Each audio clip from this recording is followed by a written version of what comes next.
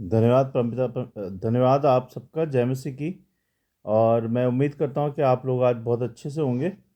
आइए इससे पहले कि हम लोग उत्पत्ति किस अध्याय में जाएं और सीखें, छोटी सी प्रार्थना करते हैं। सर्वशक्तिमान हमारे अनुग्रहकारी पिता, राजाओं के राजा प्रभु यीशु, हम धन्यवाद देते हैं कि आज के दिन आपने हम सबको जिंदा से सलामत रखा और ये समय दिखाया। इसके लिए बहुत बहुत धन्यवाद प्रभु जी।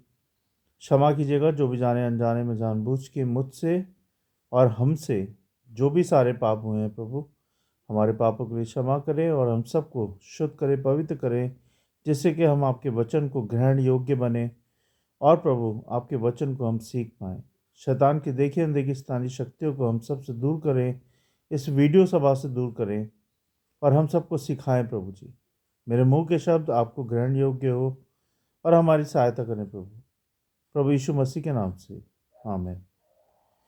तो आज हम पढ़ेंगे उत्पत्ति 21 अध्याय, है ना। इससे पहले कि हम स्टार्ट करें, मैं आप लोगों से एक क्वेश्चन करना चाहता हूँ कि जो कुछ अभी तक आपने सीखा है ना, 20 अध्याय तक, क्या आपने उसको अप्लाई किया है जीवन में या नहीं? अगर नहीं किया है तो उसको अप्लाई करें, है ना। और जितना ज़्यादा उसको अप्लाई करेंगे अपने जीवन में, क्योंकि सिर्फ पढ़ना और सीखना ही नहीं है, हमें उसे अपने एक्शन में भी लाना है। जो हम सीख रहे हैं रोज़ाना या जो हम सुन रहे हैं, उसे अपने एक्शन में लाना है। सुन के चुपचाप नहीं बैठना उसको, है ना।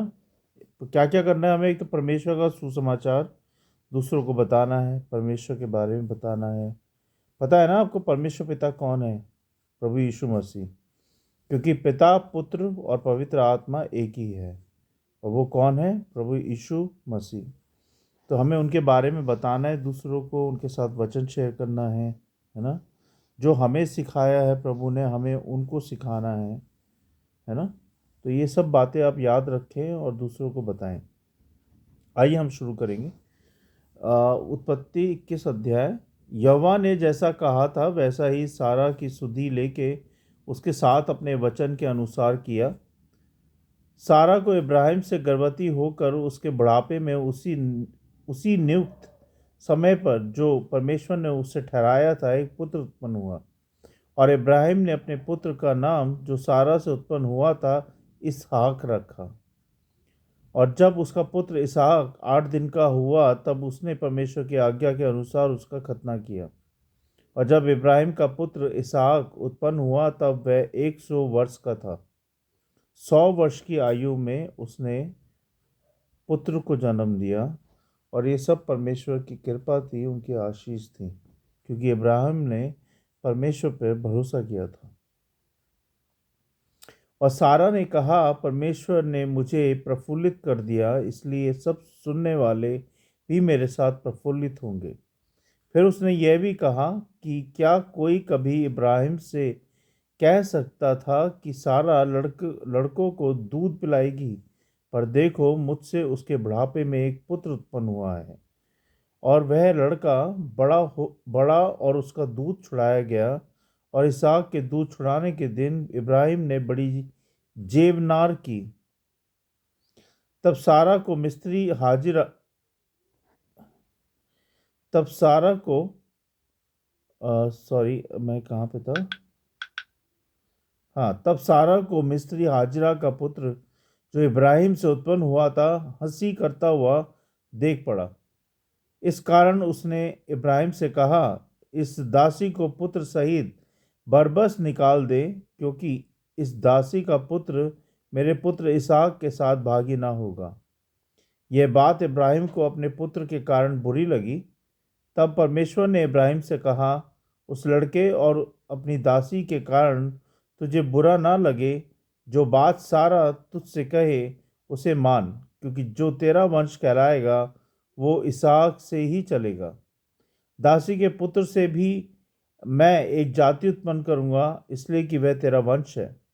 इब्राहिम ने बिहान को तड़के उठकर रोटी और पानी से भरी चमड़े की थैली भी हाजिरा को दी और उसके कंधे पर रखी, और उसके लड़के को भी उसे देकर उसको विदा किया।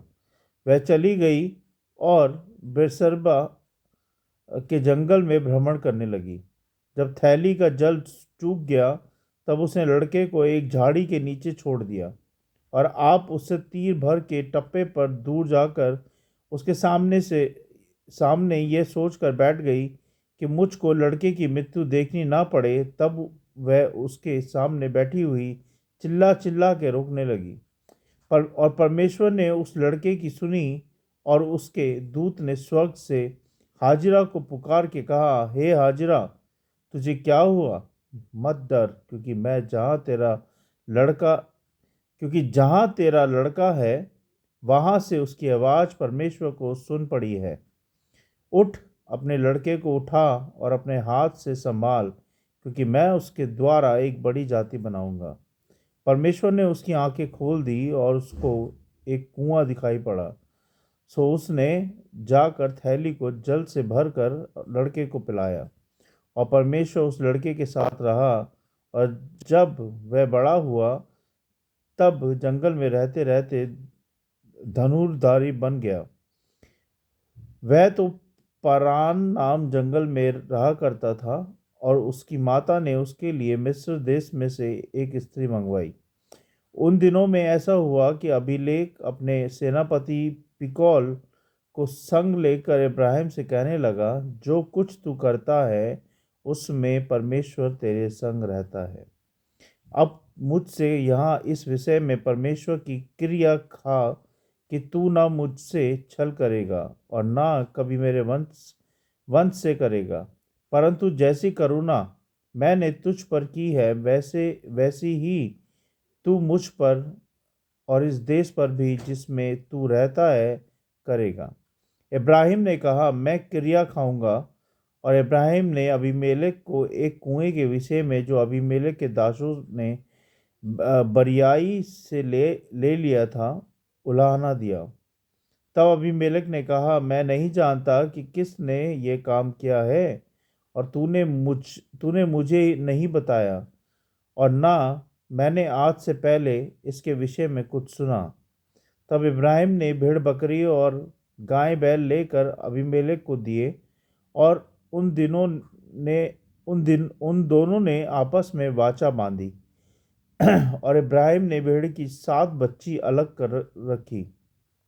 तब अबीमेलेक ने इब्राहिम से पूछा, इन 7 बच्चियों का जो तूने अलग रखा है, क्या प्रयोजन है? उसने कहा, तू इन 7 बच्चियों को इस बात की साक्षी जानकर मेरे हाथ से ले ले कि मैंने कुआं खोदा है। उन दोनों ने जो स्थान में आपस में क्रिया खाई, इसी कारण उसका नाम बेशर्बा पड़ा। जब उन्होंने बेशर्बा में परस्पर वाचा बांधी, तब अबीमेलेक और उसके सेनापति पिकौल उठकर पलिश्तियों के देश में लौट गए। और इब्राहिम ने बेर्शेबा में झाऊ का एक वृक्ष लगाया, और वहां यहोवा जो सनातन ईश्वर है उससे प्रार्थना की। और इब्राहिम फिलिस्तियों के देश में बहुत दिनों तक परदेशी होकर रहा। परमेश्वर के वचन को पढ़े जाने और सुने जाने पर आशीष दे। हमने वचन पढ़ा 21 अध्याय उत्पत्ति का। आइए हम उसके बारे में देखें कि क्या हमें ये वचन सिखाता है आज।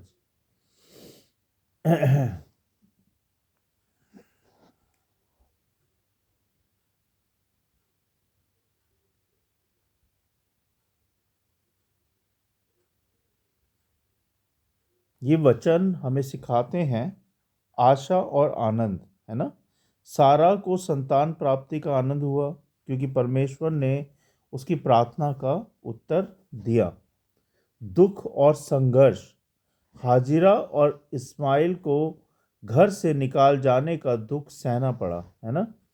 परमेश्वर की देखभाल, जहां हाजिरा निराश हो गई, तब परमेश्वर ने उसकी उसकी और उसकी इस्माइल की सुध ली, है ना।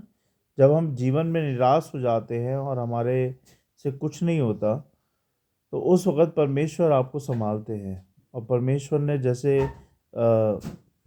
हाजिरा को संभाला जब वो निराश हो गई थी, ऐसे ही वो हमें भी संभालते हैं। संभालते कि नहीं संभालते, है ना। विश्वास और शांति, इब्राहिम और अबीमेलेक के बीच संधि हुई, जिससे शांति स्थापित हुई। हम इसमें सीखेंगे आज के 5 इम्पॉर्टेंट पॉइंट्स कि हमने क्या सीखा। परमेश्वर अपनी प्रतिज्ञाएं पूरी करते हैं, है ना। इसहाक का जन्म यह प्रमाण है कि परमेश्वर ने जो कहा वह पूरा किया। पहली बात कि परमेश्वर जो कहते हैं वो कभी भी फेल नहीं होता, है ना। परमेश्वर का एक एक शब्द सच्चा है। हमारी तरह नहीं है, हम तो कितने बार प्रॉमिस तोड़ देते हैं, वचन तोड़ देते हैं अपने, लेकिन परमेश्वर जो प्रॉमिस करते हैं वो पूरा करते ही करते हैं। तो उन्होंने जो जो प्रतिज्ञा की थी कि इब्राहिम के पुत्र होगा, है ना, तो वो प्रतिज्ञा पूरी हुई और परमेश्वर का वचन भी पूरा हुआ। तो ऐसे ही हमारे जीवनों में भी परमेश्वर जो वचन, जो प्रॉमिस हमसे करते हैं उसको पूरा करते हैं। कई बार हम भटक जाते हैं, लेकिन परमेश्वर नहीं भटकते। परमेश्वर तो भटकाए हुए को सीधे रास्ते पे लेके आते हैं।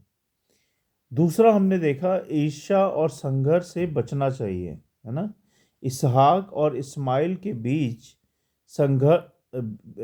संघर्ष ने परिवार को विभाजित कर दिया, क्योंकि इस्माइल था नौकरानी का बेटा जिसको उन्होंने गोद लिया था, क्योंकि उनको संतान नहीं हो रही थी। और जब उनको क्या कहते हैं, इसहाक पैदा हो गया इब्राहिम को, तब उन्होंने क्या किया, उन्होंने नौकरानी के बेटे को उसको वापस कर दिया।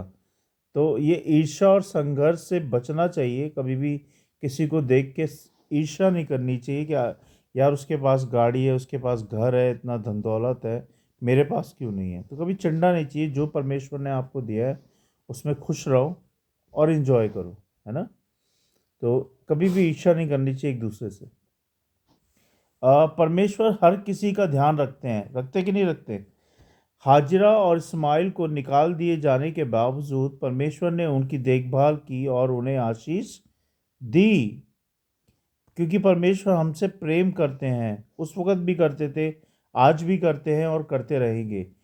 तो हमें अगर परमेश्वर के प्रेम में बने रहना है तो हमें क्या करना है, परमेश्वर की आज्ञाओं को मानना है, उनकी इच्छाओं पे चलना है। तभी परमेश्वर का प्रेम आपको और आपके परिवार को मिलता रहेगा। तो परमेश्वर ऐसे हमारा ध्यान रखते हैं। हाजिरा और इस्माइल को निकाल दिए जाने के बावजूद परमेश्वर ने क्या किया, उनकी देखभाल की और उन्हें आशीष दी। चौथा पॉइंट, संधि और मेल मिलाप जरूरी है ना। बिना संधि और मेल मिलाप के कुछ नहीं हो सकता। इब्राहिम और अबीमेलेक ने एक दूसरे से शांति संधि की, जो ये दर्शाता है कि हमें भी दूसरों के साथ शांति स्थापित करनी चाहिए, ना कि लड़ाई झगड़ा करना चाहिए। हमें भी संधि कर लेना चाहिए, मेल मिलाप कर लेना चाहिए। अगर किसी से हमारा झगड़ा है, आस पड़ोस में, दोस्ती में, कहीं भी, तो हमें सॉरी बोल के वहाँ पे संधि कर लेनी चाहिए, मेल मिलाप को बढ़ाना चाहिए। पांचवा पॉइंट, भविष्य के लिए विश्वास बनाए रखना चाहिए, है ना। भविष्य के लिए विश्वास बनाए रखना, आई एम सॉरी, भविष्य के लिए हमें विश्वास बनाए रखना चाहिए। क्यों रखना चाहिए? जब हम कठिनाई से गुजरते हैं तो हमें याद रखना चाहिए कि परमेश्वर ने हमारे लिए एक योजना बनाई है और हमें परमेश्वर पे भरोसा रखना है, क्योंकि परमेश्वर जो भी करते हैं वो सही करते हैं और हमारे लिए होता है, वो हमारे हमारे जीवन के लिए होता है ना। तो हमने रिवाइज करेंगे एक बार, हमने क्या क्या देखा। परमेश्वर अपनी प्रतिज्ञाओं को पूरी करते हैं, पहला पॉइंट। दूसरा, हमें किसी से ईर्ष्या नहीं करना चाहिए, खुश रहना चाहिए जो परमेश्वर ने हमें दिया है। तीसरा, परमेश्वर हर किसी का ध्यान रखते हैं, उसको प्रेम करते हैं। सही बात है कि नहीं? चौथा, संधि और मेल मिलाप ज़रूरी है। चाहे कितने लड़ाई झगड़े हो जाए, कुछ भी हो जाए, लेकिन जब आपको लगता है कि आपकी गलती है तो जाके सॉरी बोल दो, मेल मिलाप करो और संधि करो, है ना। आपके एक सॉरी से जीवन बदल जाता है। तो छोटे नहीं होगे आप सॉरी बोलने से। सॉरी बोलो और अपना आगे बढ़ो। पांचवा, भविष्य के लिए विश्वास रखना चाहिए। क्यों रखना चाहिए? जब हम कठिनाई से गुजरते हैं, परेशानियों से गुजरते हैं, मुसीबतों से गुजरते हैं, तब क्या होता है? तो हमें याद रखना चाहिए कि परमेश्वर ने हमारे लिए योजना बनाई है, और जो ये हम दुख और परेशानी झेल रहे हैं, ये हमारा टेस्ट है। सोना आग में निकल के ही खरा होता है ना, सोना बनता है। तो ऐसे ही परमेश्वर जब हमें दुख देते हैं, मुसीबत देते हैं, तो वह उस वक़्त वो हमारी टेस्टिंग हो रही होती है कि हम कितने खरे निकलते हैं इसमें से। क्या हम परमेश्वर को भूल जाते हैं? क्या हम उनसे प्रार्थना करना भूल जाते हैं? क्या हम उनका नाम लेना भूल जाते हैं? तो चाहे दुख हो, मुसीबत हो मेरे प्रियो, हमेशा परमेश्वर को याद रखो, प्रार्थना करो, है ना? उनके बारे में बताओ, बाइबल पढ़ो। देखो आपका जीवन में सुख शांति हमेशा बनी रहेगी। उम्मीद करता हूँ कि आज के वचन से हमने बहुत कुछ सीखा होगा, और रिक्वेस्ट करता हूँ कि अगर आप लोगों को ये वीडियो पसंद आती है, एक तो कृपया प्लीज़ पूरी वीडियो देखें, और जब आप पूरी वीडियो देखते हैं तो दूसरों के साथ शेयर करें, फॉलो करें, लाइक करें, है ना? जिससे कि दूसरे भी वचन को पढ़ पाएँ, सुन पाएँ और समझ पाएँ। आइए हम प्रार्थना करेंगे। सर्वशक्तिमान हमारे अनुग्रहकारी पिता, राजाओं के राजा, प्रभु यीशु, हम धन्यवाद देते हैं इस समय के लिए, और आपकी स्तुति, आपकी महिमा, आपकी प्रशंसा करते हैं कि आपने अपने वचन को हमें सिखाया, अपनी बोली को हमें सिखाया, अपनी बातों को हमारे कानों तक पहुँचाया। इसके लिए धन्यवाद प्रभु जी, क्योंकि आप महान हैं, आप ही सत्य हैं, आप ही मार्ग और आप ही जीवन है। आप ही हमारे भगवान हैं, आप ही हमारी अन्न हैं, आप ही हमारी रोटी हैं, और आप ही हमारे सब कुछ हैं प्रभु। बहुत बहुत धन्यवाद प्रभु, हमारे बच्चों का हमारा ख्याल रखने के लिए, हमें खाने पीने और रहने के लिए देने के लिए बहुत बहुत धन्यवाद प्रभु जी। कामकाज के लिए धन्यवाद परमेश्वर, धन्यवाद आपके सारे वचनों के लिए, जो हमें सिखाता है, काटता है, छाँटता, अपने रास्तों पे लेके चलता है। बहुत बहुत धन्यवाद प्रभु। होने दे प्रभु कि आपका वचन करोड़ों गुना फैले और सब लोगों तक पहुँच पाए प्रभु जी। मेरे मुंह के शब्द मेरे मुंह के शब्दों से जो भी कोई गलती हो गई हो प्रभु, तो मुझे माफ़ कीजिएगा, और हमारी सहायता करें प्रभु कि हम आपके वचनों में, आप में बढ़ते जाएं, और हम कुछ सीख पाएँ प्रभु जी। हमारे ध्यान को, हमारी बुद्धि को, समझ को खोल लें प्रभु, जिससे कि आपके वचन को हम ग्रहण कर पाएँ। बहुत बहुत धन्यवाद प्रभु आज की सभा के लिए, हम सब के लिए, सारी बातों के लिए, सारी आशीषों के लिए। हम सारी बातों को, हम सब को आपके चरणों में रखते हैं। सुने ग्रहण करें प्रभु यीशु मसीह के नाम से, आमीन। तो आप सबको गॉड ब्लेस यू, और जय मसीह की। कल फिर मिलते हैं 22 अध्याय के साथ उत्पत्ति के। Thank you, good night.